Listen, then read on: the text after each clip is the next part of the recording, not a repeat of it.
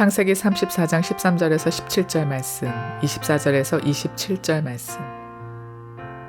야곱의 아들들이 세겜과 그의 아버지 하몰에게 속여 대답하였으니 이는 세겜이 그 누이 디나를 더럽혔습니다. 야곱의 아들들이 그들에게 말하되 우리는 그리하지 못하겠노라. 할례 받지 아니한 사람에게 우리 누이를 줄 수 없노니 이는 우리의 수치가 됨이니라. 그런즉 이같이 하면 너희에게 허락하리라. 만일 너희 중 남자가 다 할례를 받고 우리같이 되면 우리 딸을 너희에게 주며 너희 딸을 우리가 데려오며 너희와 함께 거주하여 한 민족이 되려니와 너희가 만일 우리 말을 듣지 아니하고 할례를 받지 아니하면 우리는 곧 우리 딸을 데리고 가리라.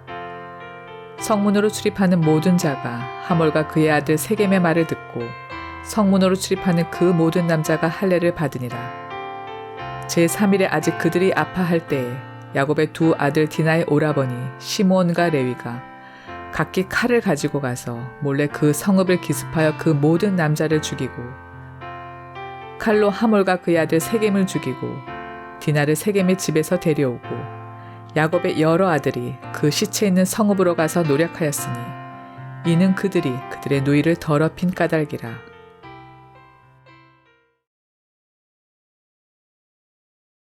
얼마 전에 미랄 학교에서 딴 모과를 몇 개 제가 받았습니다.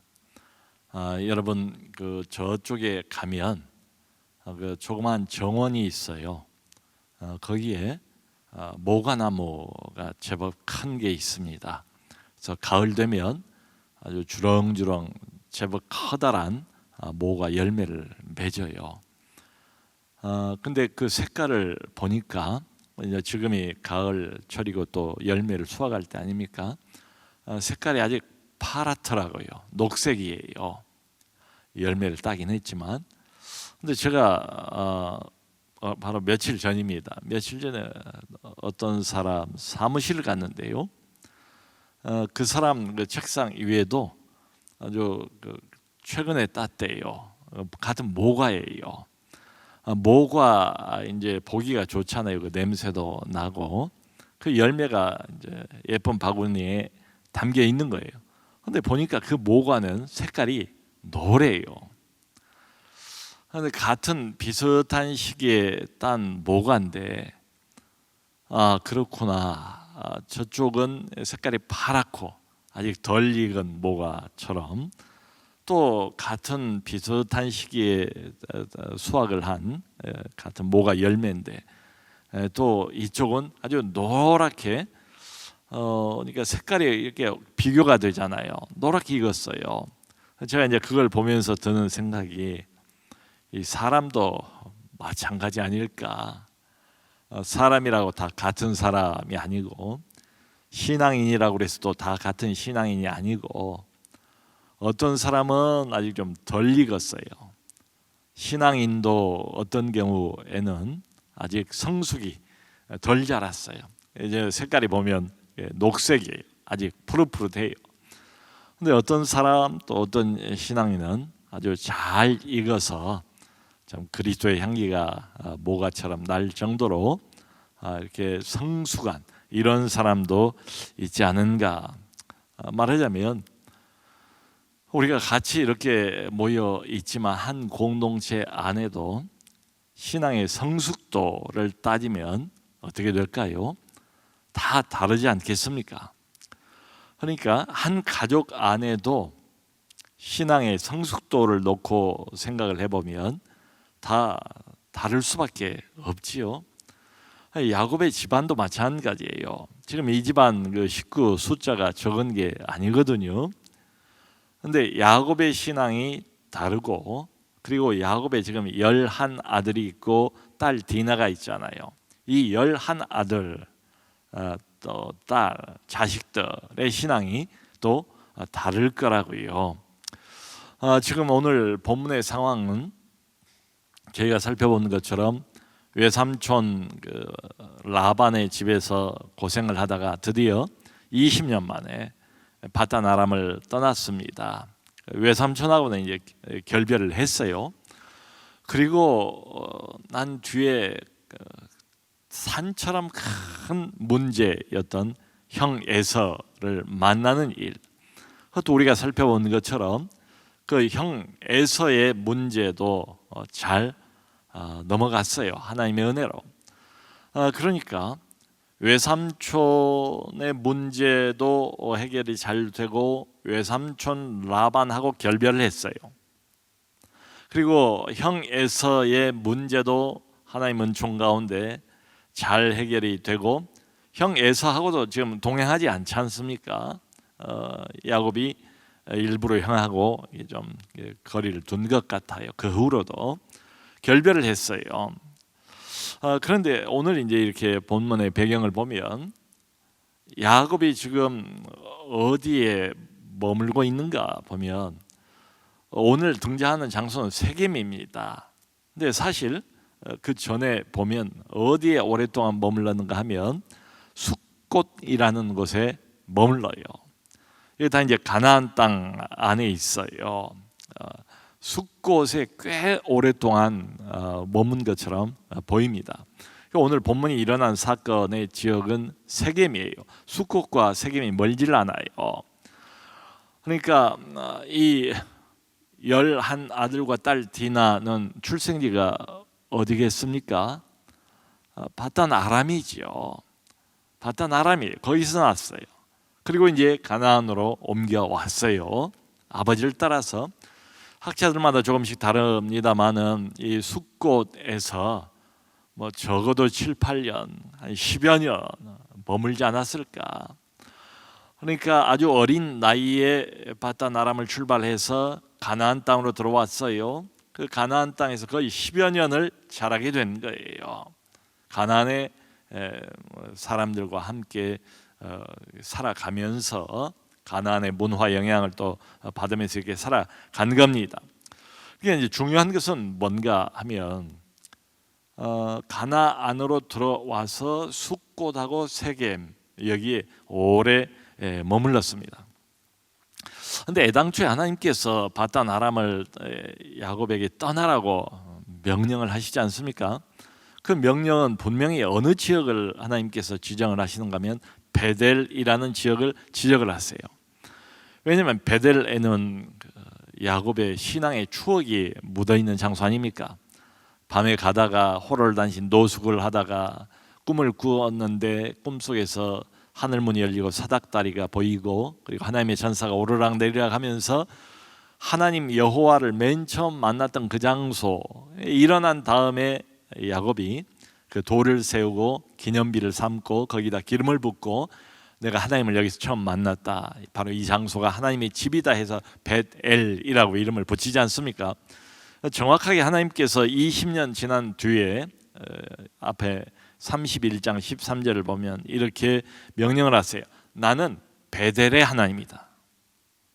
그러니까 이게 의미하는 것은 어떤 장소를 꼭 지칭한다기보다는 베델에서 야곱이 특별하게 하나님을 만났잖아요. 특별한 방식으로.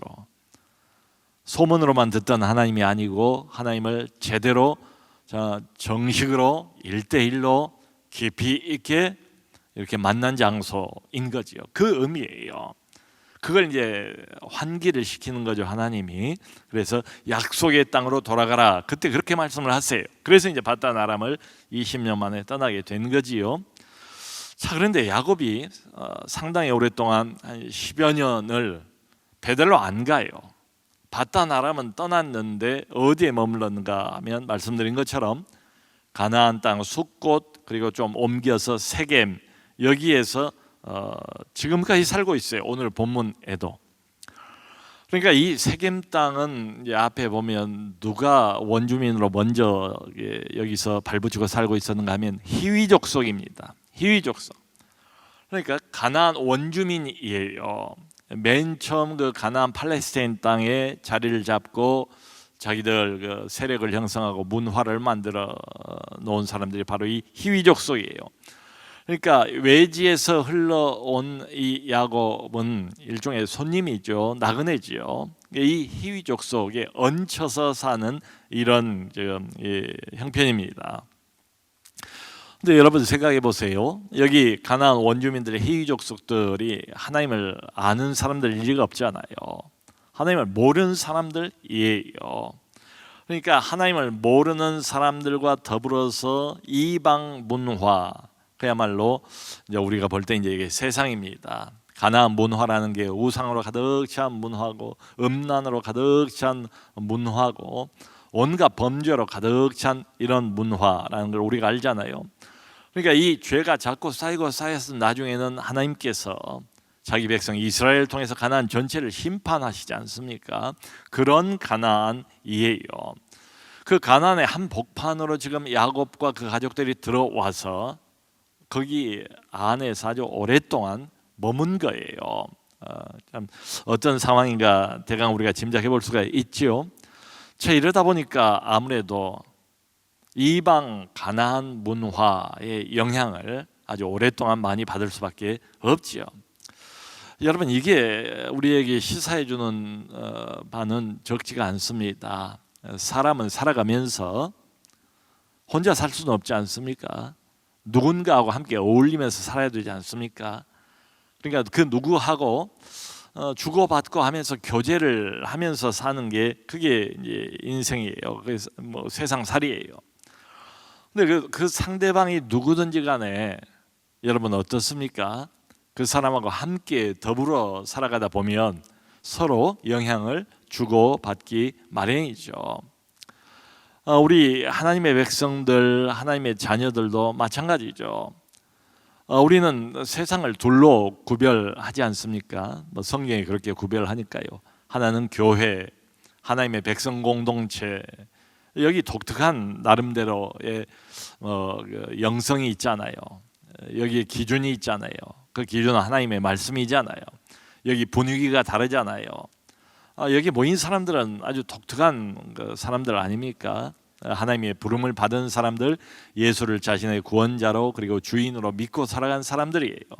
그런데 밖에 나가면 다 거기는 흔히 이제 하는 말로 간단하게 표현을 하면 세상입니다. 세상.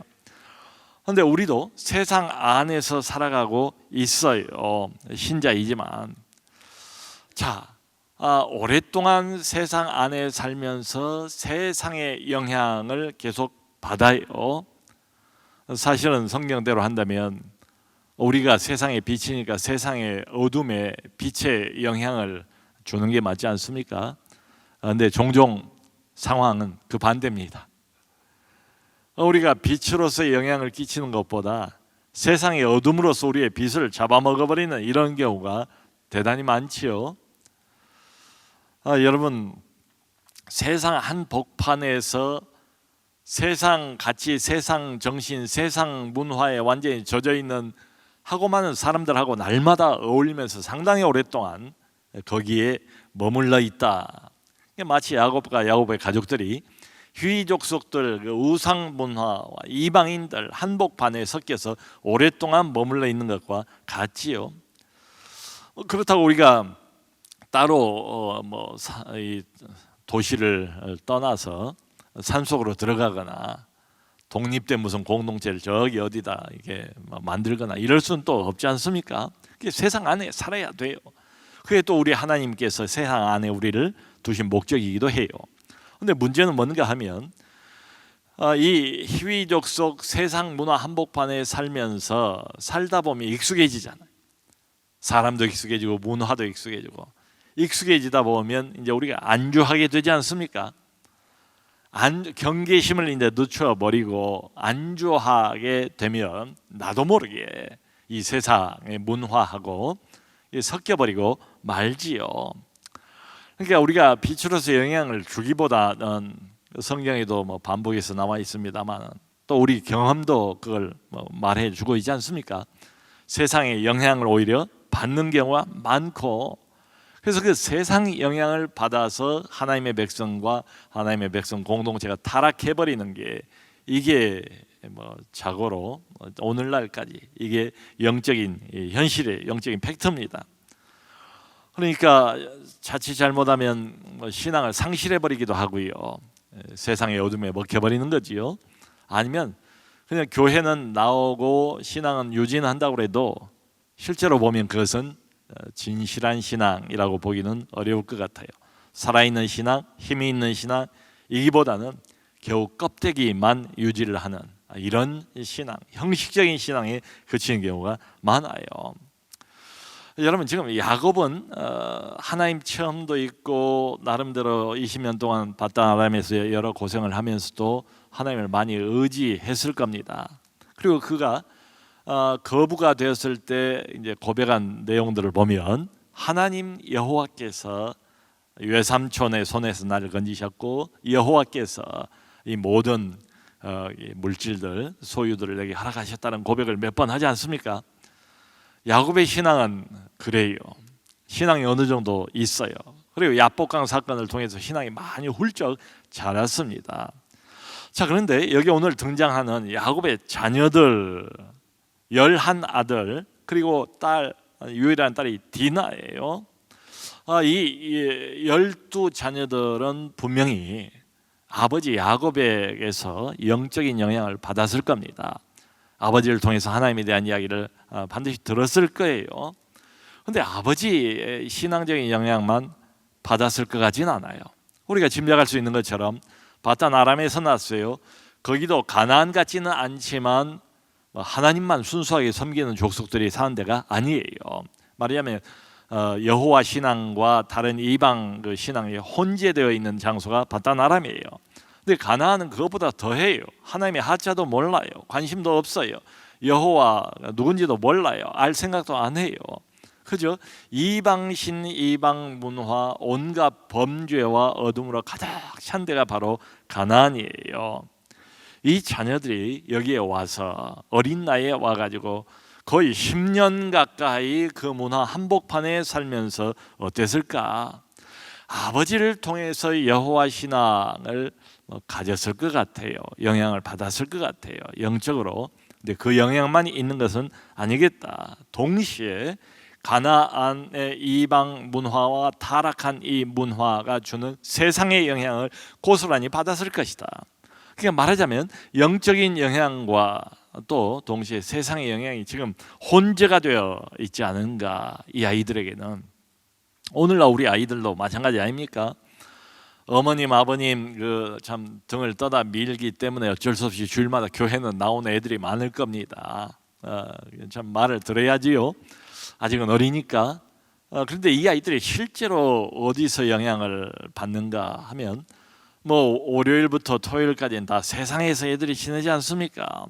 그러니까 이렇게 보면 우리가 짐작할 수 있지 않습니까? 상식적으로 아이들이 영적인 영향, 교회의 영향 뭐 이것보다는 세상으로부터 받는 영향, 이 가나안 문화가 이를테면 주는 영향이 훨씬 더 클 것이다 라고 생각하는 게 이게 맞아요. 이게 상식적이에요. 여러분, 오늘 본문은 바로 그 결과입니다. 다른 게 아니고 그 결과예요. 세상 한복판에 하나님의 백성, 작은 공동체가 살고 있는데 세상 한복판에 살면서 세상과 영적으로 결별을 못해요. 그러니까 이게 쉽지는 않습니다. 세상에 살면 세상의 영향을 받기 마련이지요. 이게 어려우니까 예전에는 그저 밖으로 나가서 산속 같은 데 들어가서 수도원을 차리고 수도원 운동이 벌어지고 그러지 않습니까? 어쨌거나 오늘 본문을 보면 가나안 한복판에서 살면서 세상 영향을 잔뜩 받은 이 자녀들이 벌인 일이에요. 이제 그 오늘 나온 이제 인물은 딸 디나입니다.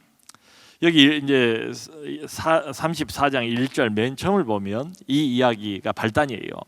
디나가 그 땅의 딸들을 보러 나갔대요. 여러분, 이게 무슨 의미일 것 같습니까? 그러니까 이제 한 청소년, 앳된 청소년, 한 15세, 17세, 요 정도 나이라고 짐작들을 해요, 학자들이. 참 호기심도 많고 피 끓는 청춘이지 않겠습니까? 근데 디나가 사건의 발단은 뭔가 하면 그 땅의 딸들, 이 그 땅의 딸들이라면 가나안에서 나고 가나안에서 자란 순수하게 가나안 혈통을 가지고 있는 가나안의 딸들을 말하는 거죠. 말하자면 세상의 정신, 세상의 가치관, 그리고 세속 문화에 완전히 물들어 있는 또래 여자 아이들과 교제하기 위해서 그 친구들과 놀기 위해서 디나가 나갔다, 이렇게 해석을 해도 괜찮아요.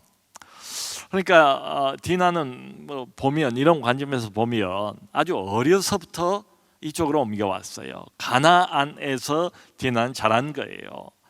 그러니까 디나는 영적인 뭐 이런 문화에 익숙하기보다는 가나안 문화에 훨씬 더 익숙하고 거의 가나안 사람이다. 아들들도 비슷할 겁니다. 거의 가나안 영향을 받은 가나안 사람이다, 이렇게 보면 틀리지 않을 것 같아요. 여러분, 우리 아내도 무슨 이유론가 일찌감치 이렇게 서양에 가서 서양에서 자란 아이들이 있지 않습니까? 어려서부터. 나중에 보면 이 아이들이 어떻습니까? 정신도 이미 서구화가 되고 가치관도 이미 서구화가 돼 있어요. 그저 그건 모습만 그리고 언어만 좀 한국 사람일 뿐이지 그 내면 세계는 다 서양 사람처럼 되어 있는 이런 아이들 보지 않습니까? 나중에 한국에 와서 살려고 해도 어려움을 겪어요. 한국 문화에 적응이 잘 안 돼요. 그리고 부모들 이야기가 뭐라고 이야기를 해도 잘 안 먹혀 들어가요. 왜냐하면 서구의 참 자율적인 독립적인 이런 문화에서 커온 이야기니까, 뭐 중요한 인생 문제, 개인의 어떤 결정의 문제, 특별히 결혼이나 이런 거 제가 보니까 그러더라고요. 그것 때문에 참 어려서부터 서양에서 아이들을 키운 그 부모들이 굉장히 안타까워하는 모습을 몇 번 봤어요. 결혼 문제 부모가 끼어들 게 없어요. 내가 데리고 사는 것이고 내 결혼이고 내 인생인데, 참 그런 걸 보면서 이 문화적인 영향이 크긴 크구나, 이런 생각도 했습니다. 여러분, 그런데 영향은 받고 가나안 문화에 익숙하긴 하지만 지금 본질을 따지면 이 사람들은 누굽니까? 빛의 자녀들이에요. 이쪽은 자주 어울리고 그리고 함께 더불어 살아가고는 있지만 여기는 어둠의 땅이에요. 어둠의 문화예요. 말하자면 빛과 어둠이 함께 만나긴 했어요. 그런데 어떻습니까?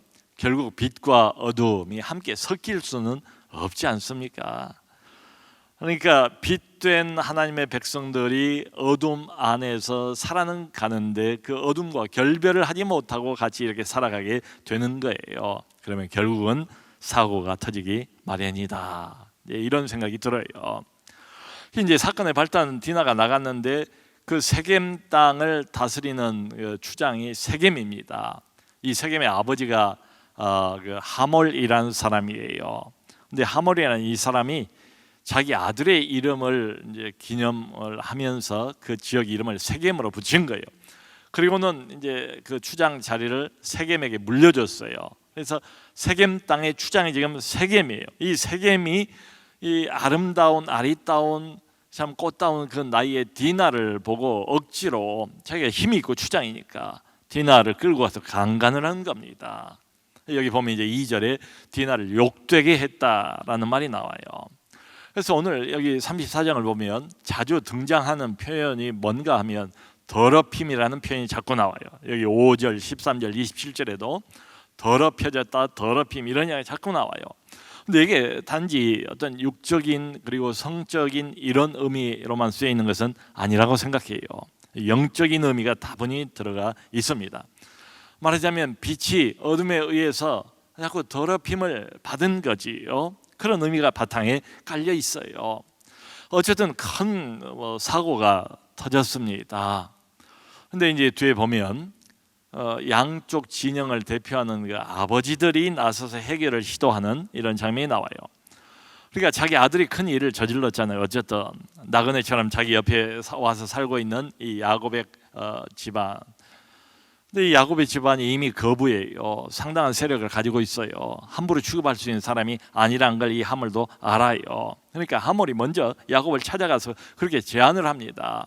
자, 기왕 일이 이렇게 됐으니까 내 아들과 당신의 딸이 결혼을 합시다. 우리 서로 통혼을 합시다 하면서, 당신이 내가 이제 추장이니까 여기서 우리와 함께 내내 거주해도 좋습니다. 어떤 땅이든지 드리겠습니다. 여기서 장사를 해도 좋습니다. 그리고 여기에서 당신의 기업을 여기서 일으켜도 얼마든지 좋겠습니다. 그리고 이제 그 아들인 세겜은 자기가 이제 사고를 저지른 당사자 아닙니까? 그래도 이 디나가 굉장히 그렇게 사랑스럽고 마음에 들었던가 봐요. 뭐라고 야곱 집안에게 이야기를 하는가 하면, 무엇이든지 말씀만 하시면 말씀하는 건 내가 다 드리겠습니다. 그리고 결혼을 좀 허락해 주시기를 바라고, 아무리 큰 혼수라도 애물이라도 내가 다 드리겠습니다라고 세겜이 참 통큰 이런 제안을 한 장면이 나옵니다. 그러니까 말하자면 이제 세상적인 관점에서 이렇게 바라보면 요즘 같으면 얼마나 또 이 성문화가 예전과는 다르지 않습니까? 어찌면 이게 좀 솔깃한 제안일 수도 있어요. 어차피 결혼은 해야 되고 이 땅에서 살 것을 생각을 한다면, 염두에 둔다면, 참 기왕이면 가장 권력자 아닙니까? 이 세겜을 다스리는 추장이 저렇게 내 딸을 좋아하고 온갖 참 혼수를 다 드리겠다고 말씀을 하고 저게 두 손 들고 항복하는 심정으로 이렇게 나오는데 달콤한 제안일 수도 있지요. 그런데 다른 면으로 보면 이게 이제 세상의 어둠이 빛에게 가까이 와서 빛을 어둠 안으로 흡수하려고 할 때 하는 이런 제안이 아닌가. 하나님의 백성을 세상 안으로 흡수하기 위해서 온갖 제안을 다 해요. 그럴듯하게 들려요. 달콤하게 들려요. 그리고 광명한 천사로 이렇게 나타나지 않습니까? 여러분 조금만 뒤에 가면 이제 모세가 계속 반복해서 하는 이야기가 뭡니까? 가나안 사람들 절대로 조심해야 된다. 그들과 절대로 통혼하지 마라. 그러면 너희들이 반드시 하나님을 떠나게 될 것이다. 그러니까 영적인 이유 때문에 그 통혼을 아예 이방인들인 가나안 사람들하고는 하지 말 것을 모세가 못을 박지 않습니까? 지금 그런 것에 말하자면 이게 처음 시초가 되는 사건이에요. 자, 이 제안을 이제 야곱과 목축을 하다가 이제 다시 집으로 돌아온 이 아들들이 다 들었어요. 아들들이 그 이야기를 자기 누이가 더럽힘을 받았다는 말을 듣고 굉장한 분노를 한 것으로 성경에 기록이 되어 있습니다. 그래서 이 아들들이 이 대단해 보이는 그럴듯한 제안을 다 거절을 해요. 거절을 하면서 내세우는 이유가 있어요. 이게 또 참 우리의 주목을 끕니다. 표면적인 이유는 뭔가 하면 종교적인 이유를 내세워요. 우리는 여호와 신앙을 가지고 있는 사람들이다. 여호와 하나님을 우리의 신으로 섬긴 사람들이다. 그런데 우리는 하나님의 백성인 것을 증명하기 위해서 반드시 할례를 받는다. 남자들은. 그러면 우리가 조건이 있다. 너희들 말을 받아줄 테니까 너희들 모든 남자들이 다 할례를 받으면 너희 말대로 하겠다라고 제안을 해요. 이 아들들이. 야곱이 그 제안을 주도한 것 같지는 않아요. 이 아들들이 제안을 하는데요. 사실은 이게 나중에 보면 속임수입니다. 실제로는 이미 이 11 아들이 이 세겜에 이제 너무 분노, 증오, 수치심 이런 게 가득 차니까 이 세겜의 남자들을 다 몰살시켜 버릴 전략을 꾸민 거지요. 근데 지금 결국 이제 나중에 보면 야곱 아버지도 속인 거지요. 마치 예전에 야곱이 자기 아버지를 속였던 것처럼, 형을 속였던 것처럼 이 11 아들이 아버지인 야곱도 속이고, 그리고 세겜 사람들, 그리고 그 추장의 아버지 함을 다 속여요. 속이면서 이 아들들이 뭘 지금 이용을 하고 있습니까? 소위 거룩한 종교 의식인 할례를 자기들 마음대로 멋대로 이용을 하는 거예요. 그러니까 할례에 관한 이 언급에 마음이 담겨 있는 것은 아니에요. 없어요. 마음 없어요. 지금 여기 흐름을 쭉 보면 이 아들들은 하나님께 묻거나 이 큰 일 앞에서 하나님 감각을 갖고 이 일을 추진하거나 전혀 그러지 않아요. 오직 인간적인 분노 그리고 증오로 가득 차요. 그리고 아버지까지를 속이면서 멋대로 일을 저질러 버리는 그런 장면입니다. 아마 이것도 짐작한데 가나안 그 문화의 영향을 받은 결과가 아닐까 하는 생각이 들어요. 그래서 모든 남자가 다 할례를 받습니다. 이 사람이 이제 추장이다 보니까 다 설득을 해서 다 할례를 받게 만들어요. 사흘째가 되면 제일 고통스러운 날인데 그때에 이 11 아들 중에서 특별히 이름까지 나와요. 시몬과 레이가 각각 칼을 차고 들어가서 몰래 기습을 해서 아파서 움직이기 어려운 모든 남자를 다 죽여요. 하몰 그 아버지도 죽이고 지금 추장의 세겜도 다 죽여요. 그야말로 피해 사륙이 벌어지게 됩니다. 그리고 나머지 아들들은 이렇게 이제 성경 정황을 미뤄보면 나머지 아들은 다 노략질을 해요. 가축도 노략질을 하고 거기 어린 자녀들과 아내들 다 노략질을 합니다. 말하자면 세겜 성읍을 완전히 뒤집어 엎고 초토화를 시켜버리는 거예요. 이 야곱의 가족들이 그들의 모든 소유를 다 강탈하고 남자들은 다 죽이고 한마디로 강도질을 한 겁니다. 여러분 이제 여기까지만 보면 언뜻 이런 질문이 들지 않습니까? 도대체 이렇다면 그 타락해서 함부로 자기의 권력을 가지고 디나를 겁탈을 했던 이 세상 추장하고 이 아들들 이 다른 점이 뭘까? 다른 점이 별로 눈에 띄질 않아요. 그러니까 복수는 이해는 가는데 지나치잖아요. 거기는 남자가 수가 얼마인가는 정확히 안 나와 있지만은 지금 이 야곱의 가족보다 훨씬 더 많았을 거라고요. 근데 그 남자들을 다 죽였어요. 그 잔인한 복수, 그 잔인한 인간성 이게 지나쳐요. 참 이런 면에서 보면 똑같은 어둠이 아닌가. 말만 할례를 오는하지만 사실은 그것은 이 사람들을 속이기 위한 수단에 불과한 것이고 전혀 신앙적이지가 않아요. 그러니까 이 사건에 대한 이 아들들의 반응, 그 아들들의 동기, 말, 행위 보면 지극히 세상적이다. 이게 여전히 하나님의 백성들의 문제죠. 오늘날도 뭐 똑같은 문제라고 생각해요. 원래적으로는 그게 뭔가 하면 교회를 다니는 것, 이게 할례가 뭔가를 아는 정도지요. 교회를 다니는 것만 빼고는 똑같아요. 실제로는 하나님을 알지도 못하고 하나님의 음성에 귀를 기울일 생각도 없고 순종하지도 않고 빛이 아니에요. 겉껍데기의 어떤 형식적인 종교만 가지고 있을 뿐이지 실제로는 이 사람들도 다 어둠이에요. 여러분 만일에 교회가 이 정도 수준이라면 겉으로 껍데기만 조금 뭐 차이가 날 뿐이지 세상과 별로 다른 게 없다면 과연 세상에 영향력을 끼칠 수 있을까요? 세상이 이런 공동체의 매력을 느낄까요? 교회가 하는 말이나 신자하는 말에 과연 세상이 귀를 기울이겠는가 이런 생각이 들어요. 여러분 오늘 본문에 나오는 여기 세겜 또 숫곳 여기는 세속 문화의 상징입니다. 세속 사회의 상징이에요. 이 안에 살 수밖에 없습니다. 근데 오래 살면서 방심을 해버린 거예요. 한마디로 영적인 결별을 해야 되는데 살기는 살면서도 이게 쉽지는 않습니다. 영적인 결별이 있어야 하는데 그게 없고 그냥 거기 머물러 살다 보니까 계속해서 세속사의 영향을 받는 거예요. 어둠의 영향을 받아요. 그래서 타락해버려요. 여기 나오는 여러 번 반복해서 등장하는 더럽힘, 이걸 피할 수가 없어요. 디나만 더럽혀진 게 아니고 사실은 11 아들이 이미 다 더럽혀진 거예요. 야곱 한 사람이 아무리 애를 써도 이 문화의 강력한 영향을 막아내기는 어려웠을 겁니다. 이러다 보니까 아버지를 통해서 어려서부터 들었던 여호와 종교, 그게 머리에는 남아있을 겁니다. 피상적으로. 근데 실제로는 아무 영향도 주지를 못해요. 그저 종교는 의식일 뿐이고 종교는 그냥 말로 내뱉는 것일 뿐이지 마음은 세상적이에요. 행실도 세상적이에요. 동기도 세상적이에요. 이런 겁니다. 그래서 일이 이렇게 벌어지게 된 거지요.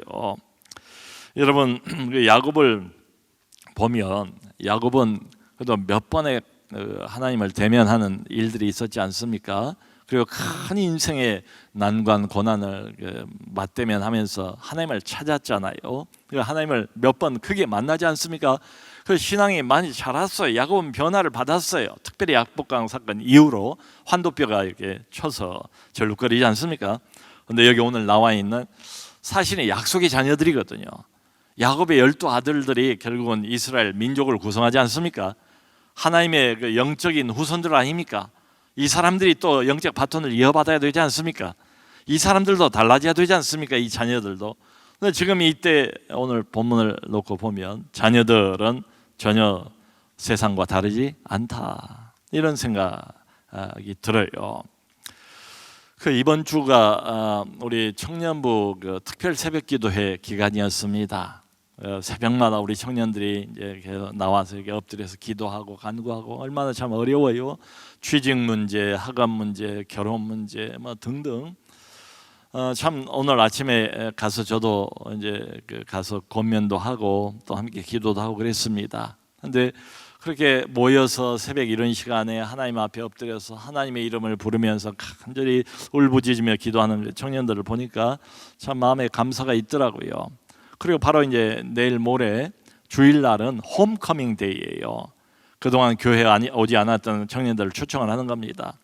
그리고 지난번에 광고를 몇 번 했지만 우리 어른들에게 집안에 교회를 다녔지만 한때 지금은 나가지 않고 있는 청년들 명단을 주세요. 그럼 그 명단을 주시면 우리가 연락을 해서 청년들과 접촉을 하겠습니다 해서 올지 안 올지는 모르겠어요. 여러분들도 기도해 주시기 바랍니다. 근데 참 기특한 청년들 아닙니까? 그래서 그 잃어버린 양들을 찾기 위해서 홈커밍 데이를 이번 주일날 벌려요. 제가 이제 이 청년들을 보면서 오늘 본문에 이 야곱의 아들들도 이제 청소년들, 청년들 아니겠습니까? 그런 생각이 들어요. 비교가 돼요. 결국 그렇구나. 우리가 어디 있어야 되겠는가? 어디 있어야 되겠는가?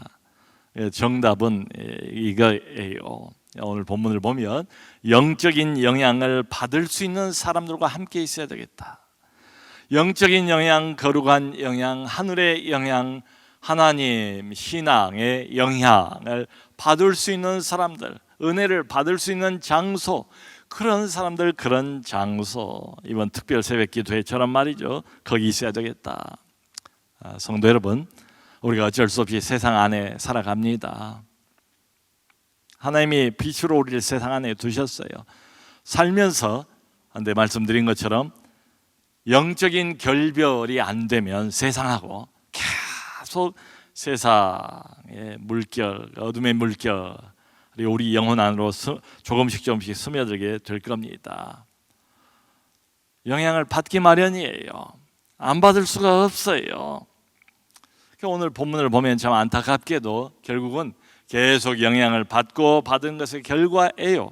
큰 어려움을 만납니다. 그리고 문제를 만나게 됩니다. 근데 다른 한편으로 보면 또 이런 생각도 들지 않습니까? 바로 이 큰 문제, 큰 어려움, 이런 게 있을 때 영적 결별이 한번 가능해요. 이럴 때 세상의 영향을 한번 단칼에 끊을 수 있는, 그리고 하나님께로 돌이킬 수 있는 기회가 돼요. 어렵지만은 참 있어서 안 되는 이런 사고이지만 이게 벌어져요. 이게 또 인생의 큰 난관으로 우리 앞에 닥쳐 오기도 해요. 이건 뭔가 하면 바로 하나님께서 자신에게로 부르시는 음성이 아닌가, 이런 생각을 해봐요. 영적으로는 너는 내 자녀야, 너는 내 소속이야, 너는 세상 소속이 아니야. 세상 영향을 그렇게 꾸준히 끊임없이 받고 세상으로 물들어 버릴 이런 사람이 아니야. 너는 내 자녀고 너는 빛의 자녀야. 하나님께서 위로부터 깨어나게 하시고 부르시는 음성이 아닌가 싶어요. 성도 여러분, 만일에 이런 상황이라면 하나님의 음성에 귀를 기울이시기 바랍니다. 그리고 겸허히 하나님의 부르심에 응답하시기를 바랍니다.